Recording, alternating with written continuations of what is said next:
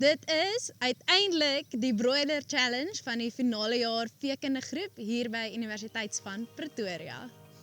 Draai kykers!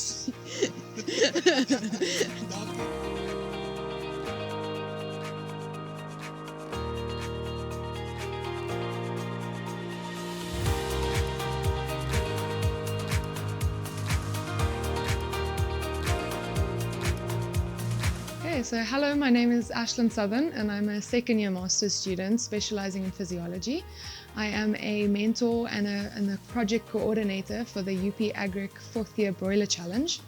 So this year UP decided to do broilers, as in previous years we have done sheep and we have also done beef cattle. We are doing this to expose the students to different species of livestock, and also because chickens are one of the biggest animal protein, or it is the biggest animal protein source in South Africa. Chickens also have a shorter production period than other livestock species of approximately 6 weeks. I am one of the overall mentors. In the challenge we have 10 groups and there are 10 mentors per group, and I am overseeing the whole challenge. Hi, my name is Joshua de Kock and I'm a project coordinator for this UP Agric Broiler Challenge. I'm currently a master's student, a first year's master's student, specializing in monogastric nutrition, especially focus on poultry. So the reason why we're using poultry in this broiler challenge is because we haven't done poultry in the last 2 years. The last 2 years we've done cattle and we've done sheep. However, poultry is the biggest source of protein in the country and one of the easiest ways to get animal-based protein onto our consumers' tables. So we're using this trial ROS 308 broilers because they grow quite fast, and we can actually then, so through this trial, expose the students to a broiler industry, which is probably the biggest industry in the country, if not the biggest industry in the country. So we're doing broilers now as well. It is quite difficult at the moment, especially at a young age. They do struggle with body temperature. So with load shedding, we have generators at least to kick in. The problem is that if the temperatures drop too low, they can get sick and then we could lose a bunch of birds. So it's very important for us to have enough power, to have enough water. In this challenge, we're going to probably have issues with load shedding due to the load shedding or the rolling blackouts in the country at the moment, and probably it's the water pressure at a stage. We're going to experience a few problems such as stocking densities that are going to be a bit much at the end. We're going to probably see a bit of foot pad lesions like that and burns. However, at the end of the trial, we will monitor all this and we'll make sure that animal welfare is perfectly perfected.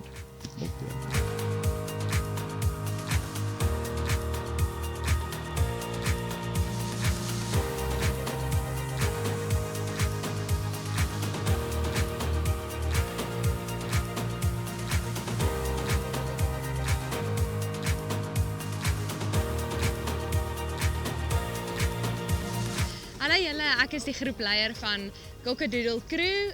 Ons doen 'n braaikuiken challenge waar ons gaan kyk ook wat is die beste voorsprong wat jy vir 'n braaikuiken kan gee.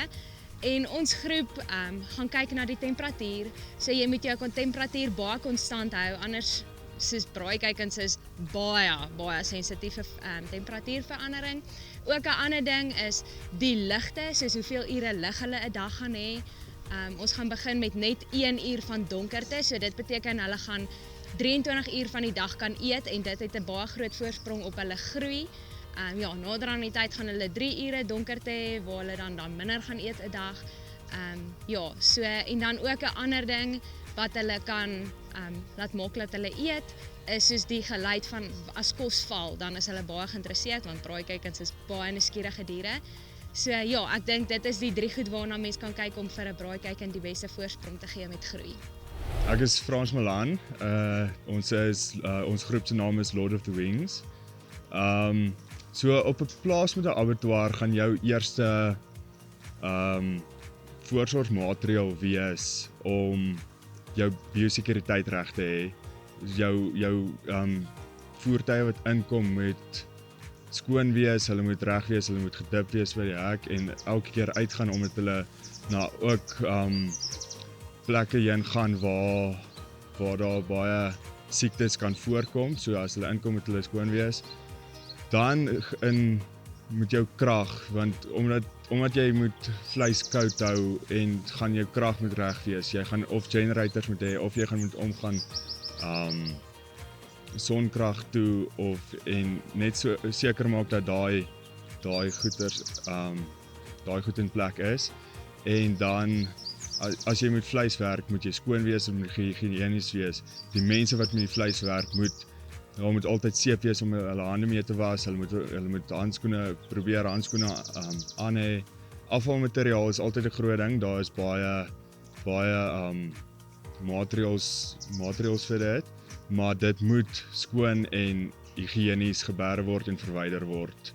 Ons grootste uitdaging dan in daai opsig gaan wees om as in die huis self dood is, om daai hoendertjies of daai kuikens skoon en netjies van te verwyder en hulle op 'n higiëniese manier uit die stelsel uit te kry. Ek is Johan Wilsonag, ek is die groepleier vir Bohemian Exody en hierdie jaar vir die eerste keer doen ons broilers weer. Daar was 'n hele rukkie verby gewees wat dit met die beeste of met die skape was en ons werk hierdie jaar met die braaikuikens. Die grootste uitdaging vir ons gaan wees, eerstens vir my, gaan dit wees om nog maats te wees met my medegroep mensies en so, want ek dink dit gaan nogal 'n lekker uitdaging wees vir ons. Ons almal kom van Plaas agtergronde, baie het al met beeste gewerk, baie het met skape gewerk, daar's baie min van ons wat hoender ervaring het, as ek dit so kan stel. So ons grootste uitdaging gaan wees is om al die goed by te leer, maar dit gaan dit ook lekker maak. Ek voel daar's baie goed wat ons van kan leer en wat ons nie weet nie. So biosekuriteit gaan 'n groot ding wees. Dis iets wat ons nie noodwendig so al aan blootgestel was met die beeste nie, met hoe intens dit gaan wees met die hoenders en dan ook om daagliks na hulle te kyk. Hoenders is maar bietjie finietjie, as ek dit so kan stel. So 'n mens gaan persoonlike hands-on kontak met hulle die hele tyd moet hê. So ek dink dit gaan nogal 'n uitdaging wees, maar dit gaan ook lekker wees op die einde. So ek is Janay van Aswegen, die groepleier van die Vlakkers. We're in it doing it. En ons het die vraag gekry oor hoe gaan ons biosekuriteitsmaatreëls in hoenderhokke op 'n hoenderplaas toepas. So in ons broiler challenge het ons nie altyd die fasiliteit om in te stort nie. En in die industrie gewoonlik stort mens in voor jy in die fasiliteit ingaan. Ons het ook nie wat ons karre naby aan die hokke parkeer nie. So daar's ook nie karre daar nie. En ook ons gaan seker maak, as gevolg van dat ons nie die instortfasiliteite het nie, gaan ons seker maak dat ons skoon greens aan het en gumbootse. En by die deur van die hok voor jy ingaan, gaan ons 'n voetpad gebruik waar daar 'n disinfectant is waar ons bootse gaan skoonmaak. En ook ons gaan seker maak dat elke lid wat deel is van die broiler challenge voëlvry is, so nie in kontak was met voëls vir die laaste 3 of 5 dae nie, dat ons ook kan verhoed om siektes oor te dra van ander voëls tot by ons hoenders. My naam is Annette van der Merwe, ons groep se naam is Chiclets. Die vraag wat ons gekry het is, wat moet jy oorweeg wanneer jy 'n hoenderboerdery wil begin? En ek sal sê die belangrikste is kostes, die geld wat dit jou gaan kos om die hoenderboerdery te begin. Die biosekuriteit wat dit gaan nodig hê om nie siektes te laat versprei nie, die kos en watse kos jy wanneer en watse siektes gaan nodig hê, en dan basiese huiskondisies soos ventilasie en beligting en wat dit jou ook gaan kos en dinge soos beerdkrag wat ook 'n invloed op dit kan hê. Ek is Andri Pinaar, my groep se naam is Naval Aviators en ons vraag is, hoe verstaan ons die konsep van free range braaikuikens in terme van hul geriewe en voeding. So in terme van hul geriewe, free range braaikuikens moet die opsie hê om buite toe te kan gaan, daar te skrop en net vrylik rond te kan loop as hulle wil. En omdat hulle so baie rondloop, gaan hulle meer energie verbrand, wat beteken hulle gaan meer eet om nog steeds optimaal te kan groei. So dis basies maar wat dit behels. Hello, my name is Georgia Ashford. I am the group leader of Group 3. Our name is the Expendables. My question was the differences between caged and free-range chickens. Firstly, caged chickens are in a controlled environment in houses in pens, and free-range chickens are also in houses and pens, but they do have the option to go out and graze and carry on outside, and there is a lot more space. However, there is a misconception that free-range is a bit more on the healthy side. However, they are exposed to more pathogens and bacteria and more stress due to weather conditions. But in caged environments, we can control everything, the optimal temperature, light and ventilation to make sure our chicks grow efficiently.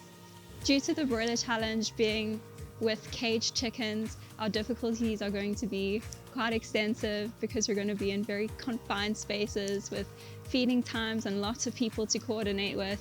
So I feel like that's going to be our biggest challenge. Ek is Jenny Smith en ons groep se naam is Klaknorris. Ons vraag was hoe word die ideale gewig bepaal waarop 'n hoender geslag word. Die ideale gewig waarop 'n hoender geslag word is nie noodwendig die gewig waarop hy die swaarste is nie, maar dit is wel die gewig waarop die optimale gewig in terme van voer-omset-verhouding, wat beteken die groei is optimaal in verhouding met die hoeveelheid voer wat 'n hoender inneem. 'n ander ding wat dit kan bepaal is ook die mark. 'n heel hoender is byvoorbeeld kleiner as wat 'n hoender sal wees wat in porsies opgedeel word. Ek is Anja Strydom en ek is die groepleier van die Motherklakkers. Tydens die Broiler Challenge sal ons moet uitkyk vir siektes wat die kuikens kon optel tydens die uitbroeiproses. Daarna sal ons moet uitkyk vir siektes soos waterpens wat die groei van die kuikens kan strem en as ook foot lesions wat hulle kan opdoen as die mis te nat of die litter te nat geraak het. My naam is Kian Jacobs, ons groepsnaam is Fowl. Tydens hierdie Broiler Challenge gaan ons braaikuikens groot maak. Daar's baie soort hoenders mens kry, maar in die geval gebruik ons braaikuikens. Hulle word in fases gevoer. Die fases ontstaan van die pre-starter, die starter, die grower en die finisher. Die spesifikasies word gewoonlik deur die besighede aangegee en dan kry jy 'n spesialis om vir jou die dieete te formuleer, waar 'n hele paar van ons hoop ons gaan eendag uitkom. En na dit dan gaan jy maar net na die bestuur aspek toe. Jy moet seker maak die hoenders het genoeg kos, hulle het genoeg water en jy moet stiptelik wees. So tydens hierdie Broiler Challenge met ons is daar feeders wat gegee is wat ons moet volhou en ons moet daagliks kom bestuur en seker maak alles is reg hierso en seker maak die kamp is skoon, die voer is skoon. Ons moet al die saagsels uithaal op daaglikse basis en ons is op groepe opverdeel so die werk is bietjie versprei. En ja, dan hoop ons maar die beste vir die Broiler Challenge. Broilers wissel tussen 32 tot 35 dae, hang af, jy kyk maar na hulle groei. In die geval is dit winter en ons sal so rondom 35 dae hulle voer en die pre-starter is gewoonlik wat jy hulle voer is gewoonlik 'n week en dan kry jy die starter wat nog 'n week is, die grower wat gewoonlik hoog in proteïene is, voer jy vir 2 weke en dan kry jy die finisher vir die laaste week om seker te maak jy handel hulle af en dan ja, is hulle ekonomies groot gemaak.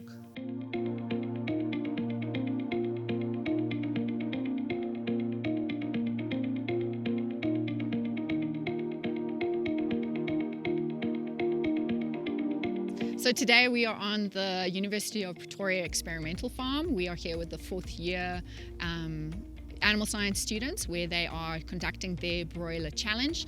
The Broiler Challenge is they are actually have chickens in the houses and they are growing these chickens right from chicks all the way through till slaughter or when they go off to heaven. What we are assisting them with today is good vaccine practices. It's now currently day 14 and we are assisting them with one of the vaccinations that they need to give to the chickens, which is the Gumboro vaccine. So the Gumboro vaccine is a vaccine that basically protects the birds against infectious bursal disease, or commonly known as Gumboro, which affects the bursa, which is the immune organ of the birds themselves. So we need to vaccinate in order to prevent high mortalities and to ensure that our birds have a strong immune system so that they can fight other diseases. So what we've done today is we've walked them through the whole process of when you need to vaccinate on farm, which is ensuring that the vaccine that you receive has maintained, the cold chain has been maintained and that it hasn't been expired. We've also showed them some good vaccine practices of how to mix the vaccine properly before we put it into the houses, as well as what you need to do in order to ensure that the birds are ready to take that vaccine. So what we ensured is we actually shut down the water lines 2 hours prior to giving the vaccine so that those birds are nice and thirsty by the time we put the vaccine down, and we also turn off the lights so that when we turn on the lights, all of a sudden the birds are starting to look for the vaccine. So what you will also see with the process of good vaccine practices is the process of stabilizing the water that the vaccines go into.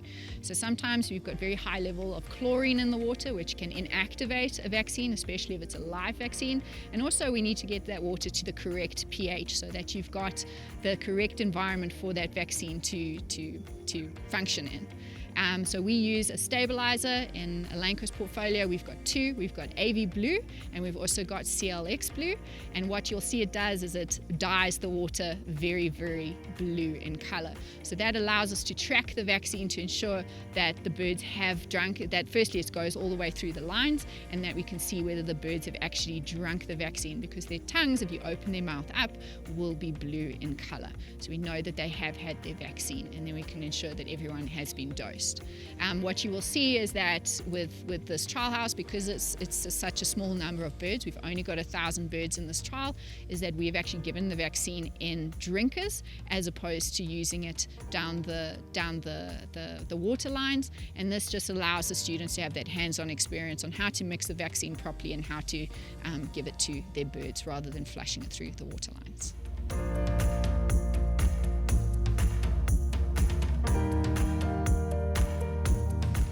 Die finale jaar veekunde studente by die departement veekunde Animal Science by Universiteit van Pretoria moet jaarliks 'n projek doen as deel van hulle navorsingsmetodologie kursus. En ons het al in die verlede wat ons noem 'n beef challenge gehad. En uit die aard van die saak is baie duur om beeste groot te maak. En ons het toe nou hierdie jaar besluit dat ons gaan nou ook 'n bietjie kyk na ons tweebenige diere in ons fakulteit en in ons rigting, en ons het besluit hierdie jaar doen ons 'n broiler challenge. So dit het nou behels om die hele waardeketting aan die studente bloot te stel. So hulle moes begin deur in die eerste plek leer hoe om navorsing te doen, hoe om 'n navorsingsprojek saam te stel. Die beplanning daarvan was deel van gewees om 'n aansoek in te dien by ons etiese komitee, dat hulle toestemming het om met diere te kan werk, en uit die aard van die saak ook dat ons met die studente hierdie aksies kan onderneem. So dan het ons hulle was deel van die beplanning gewees in terme van hoeveel hoenders gebruik word, en Dr. Christine Jansen van Rensburg het vir hulle die proef uitgelê. Ons het 96 hokkies in ons braaikuikenhuis, en elkeen van hierdie groepies het dan nou 4 hokkies gekry waar hulle na hulle hoendertjies moes kyk. Hulle was ook geskei in terme van geslag, sodat hulle nou uiteindelik ook 'n bietjie statistiek kon doen in terme van die geslag, sowel as die hoeveelheid diere of hoenders per vierkante meter.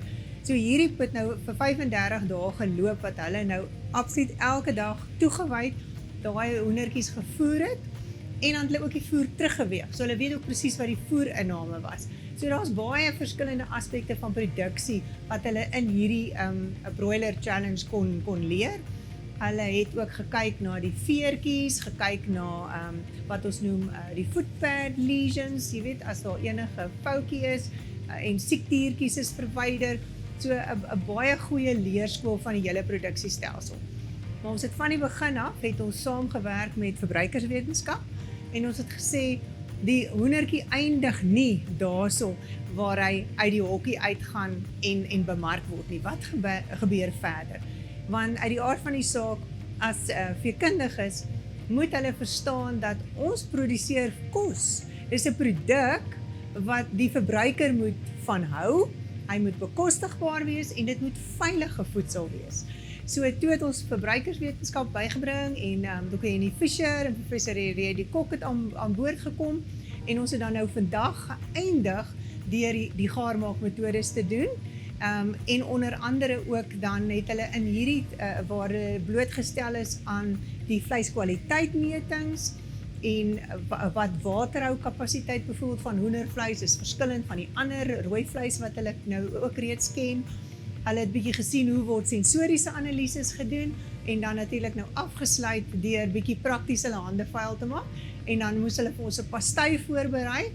En die verbruikerswetenskap, die culinary science het hulle daarmee gehelp, en dan het hulle dit nou afgeëindig. So ek dink dit is nogal ek dink baie goed vir die studente om die hele waardeketting te kon doen tot by wat die verbruiker het. En ek hoop hulle sal almal huis toe met 'n resep wat hulle nou hierdie naweek vir 'n mahoenderpastei kan gaan maak.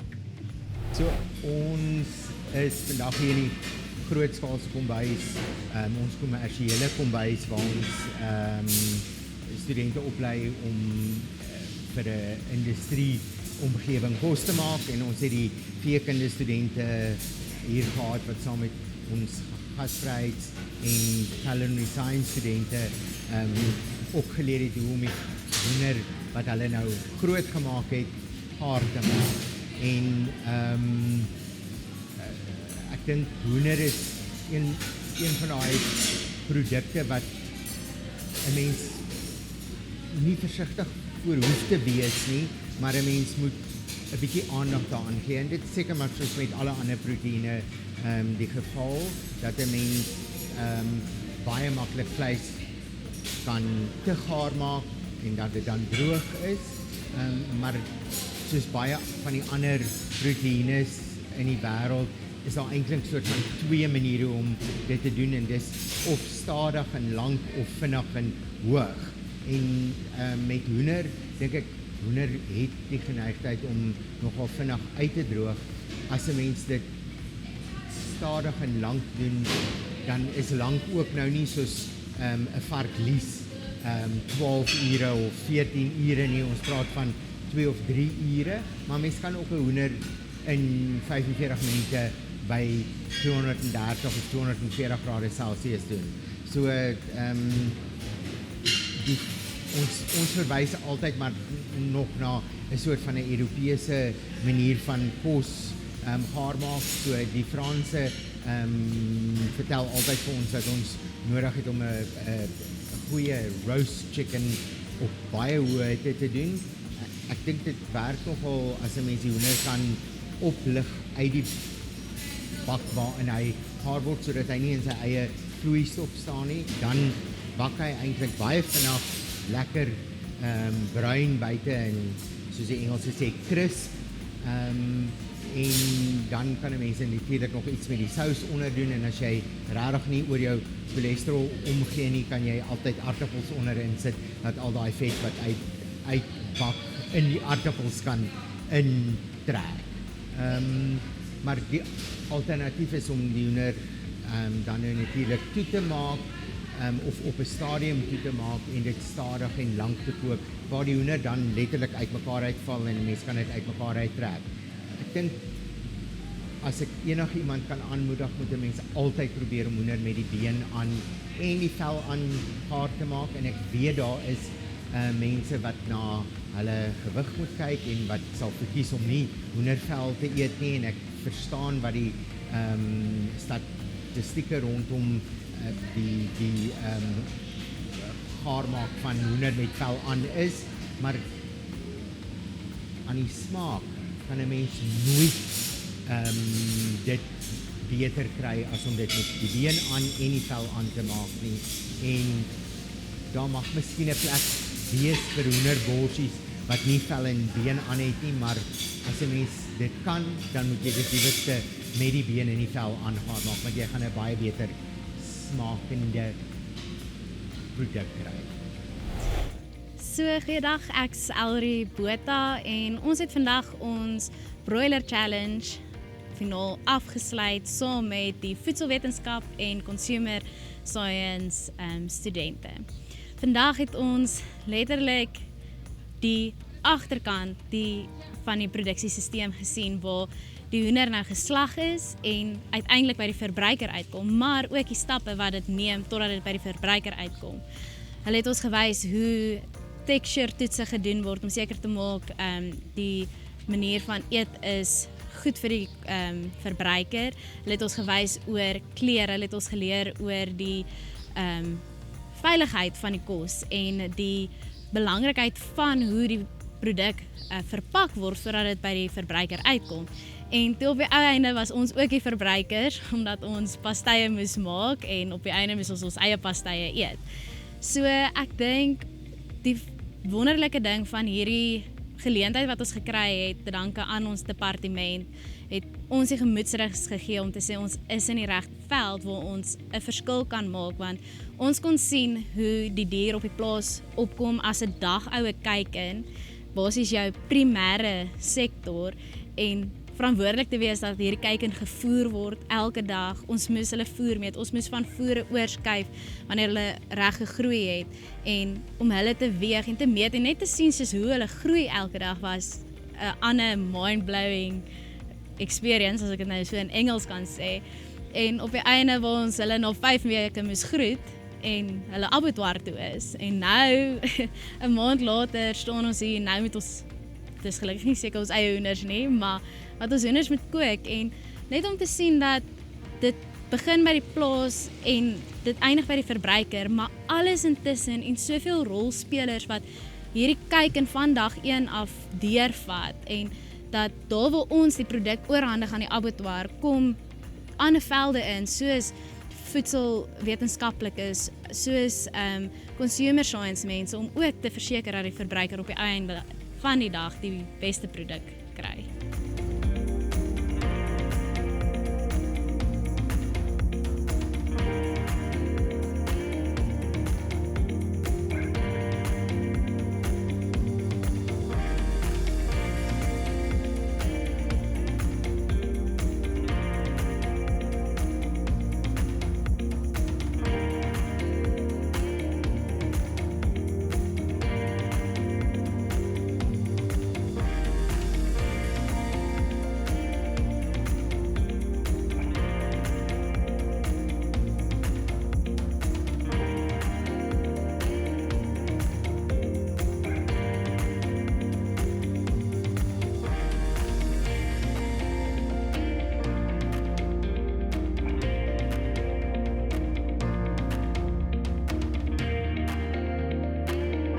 Hier het ons vandag Christian, hy's 'n varkboer. Hy stel nie baie belang in hoenders nie. Enige kommentaar? Nee, ek like nie hoenders nie. Stel net jouself voor asseblief. Ek's Christian die Jager. Wat maak jy hierso? Ek's 'n finale jaar veekunde student by Tikkies. There we go. Tikkies. Hello, how are you? Fine, how are you? What's your name? Michael. Okay, Michael, what are you doing here today? We just serviced the air conditioning here. Yeah, you must make sure our air conditioner as well. What's going to happen if you don't fix it properly? No, it's not going to work properly. And then what's going to happen to the chickens? Hey, they're going to die. You're going to buy us some new chickens? No, man. We'll just get other one. You're going to buy us a new air conditioner? No, I'll fix it. Thank you very much.